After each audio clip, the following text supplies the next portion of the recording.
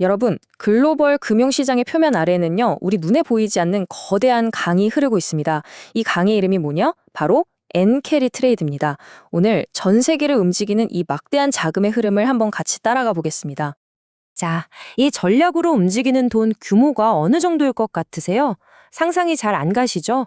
추정치만 해도요, 무려 1조 5천억 달러. 와, 우리 돈으로 환산하면 거의 2천조 원에 달하는 어마어마한 금액입니다. 이게 어느 정도냐면 우리나라 1년 예산의 서너 배로 넘는 돈이 이 전략 하나로 움직이고 있다는 거예요. 엄청나죠? 아니 대체 이 막대한 돈은 어디서 나와서 어디로 흘러가는 걸까요? 그리고 더 중요한 건 그래서 이게 나랑 무슨 상관인데 하는 거겠죠.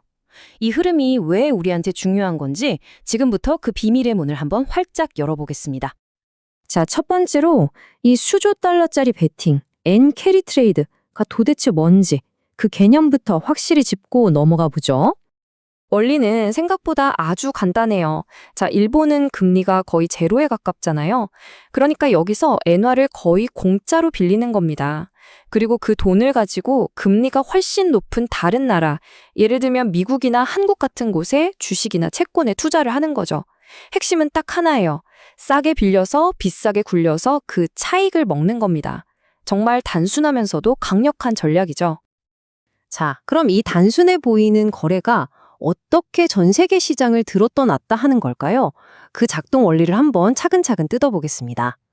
과정은 딱 이 세 단계로 끝납니다. 아주 심플해요. 첫째, 거의 공짜나 다름없는 금리로 일본에서 엔화를 빌려요. 둘째, 이 엔화를 달러나 원화처럼 다른 나라 돈으로 바꿉니다. 그리고 마지막으로 그 돈으로 전 세계를 돌면서 수익률 좋아 보이는 자산들을 마구 사들이는 거예요. 이 과정 자체가 바로 전 세계 시장에 돈을 콸콸 쏟아붓는 거대한 파이프라인이 되는 셈입니다. 이게 불러오는 파급 효과가 정말 어마어마합니다. 보세요. 이렇게 풀린 돈이 전 세계로 흘러들어가니까 당연히 시장에 돈이 넘쳐나겠죠. 유동성이 풍부해지면서 주식, 부동산 같은 자산 가격은 막 올라가고요. 투자자들은 돈 벌기 쉽네 하면서 점점 더 과감해집니다. 그리고 시장에 엔화가 계속 풀리니까 엔화 가치는 자연스럽게 떨어지게 되는 거죠. 우리가 흔히 말하는 엔저 현상이 바로 이겁니다. 하지만 여러분, 영원한 파티는 없죠. 이 꿀 같던 거래가 순식간에 아주 위험한 역풍으로 돌변하는 순간이 옵니다. 바로 청산, 영어로는 unwind라고 하는 바로 그 순간입니다. 이 그림 한 장이 모든 걸 설명해 줍니다. 왼쪽처럼 잔잔한 바다에서는 엔캐리 트레이드라는 배가 아주 순조롭게 항해를 해요. 하지만 오른쪽처럼 갑자기 폭풍우가 몰아치면 상황은 180도 달라집니다. 예를 들어서 일본이 갑자기 금리를 올린다거나 엔화가 갑자기 강세로 확 돌아선다거나 아니면 전혀 예상치 못한 글로벌 위기가 터져서 시장의 공포가 확산될 때 바로 이런 폭풍이 불어닥치는 순간 투자자들은 빌렸던 돈을 갚기 위해서 미친 듯이 배를 돌리기 시작하는 겁니다. 자, 이렇게 청산이 시작되면 과연 어떤 일이 벌어질까요? 이건 마치 도미노 같아요.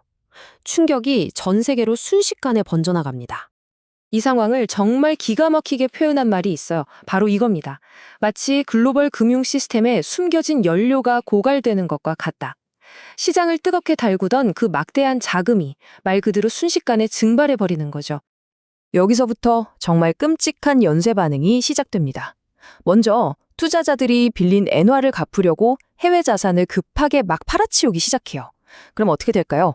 주식시장은 폭락하겠죠. 시장의 돈줄은 순식간에 말라붙습니다.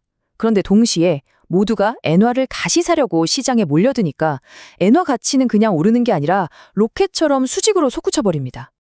자, 그럼 이 거대한 돈의 흐름이 우리가 직접 투자하고 있는 이 주식시장에는 구체적으로 어떤 영향을 미치는지 한번 들여다보겠습니다. 청산이 시작되면요, 주식시장은 말 그대로 세 개의 직격탄을 동시에 맞는다고 보시면 돼요. 첫째, 투자 자금이 썰물처럼 빠져나가면서 주가는 그냥 폭락합니다. 둘째, 시장 전체가 공포에 질려서 위험 자산인 주식은 쳐다보지도 않고 다 내던지기 시작하죠. 리스크 오프 분위기가 팽배해지는 거예요. 그리고 마지막으로 빚내서 투자했던 소위 B2 포지션들이 강제로 청산되면서 시장의 변동성은 걷잡을 수 없이 터져버립니다. 특히 여기서 중요한 게 우리나라 같은 신흥국 시장이에요. 왜냐하면 고수익을 노린 캐리 트레이드 자금이 이런 신흥국에 많이 들어와 있었거든요. 그런데 이 돈이 갑자기 썰물처럼 빠져나간다? 그럼 다른 나라들보다 훨씬 더 큰 충격을 받을 수밖에 없는 거죠. 결국 이 모든 이야기를 듣고 나면 우리는 이런 질문 앞에 서게 됩니다. 수천조 원에 달하는 이 거대한 돈의 흐름, 그리고 어떻게 보면 전 세계 금융시장의 안정성이라는 게 고작 일본의 금리 정책 하나에 아슬아슬하게 매달려 있는 건 아닐까? 여러분은 이 위험한 균형에 대해 어떻게 생각하시나요?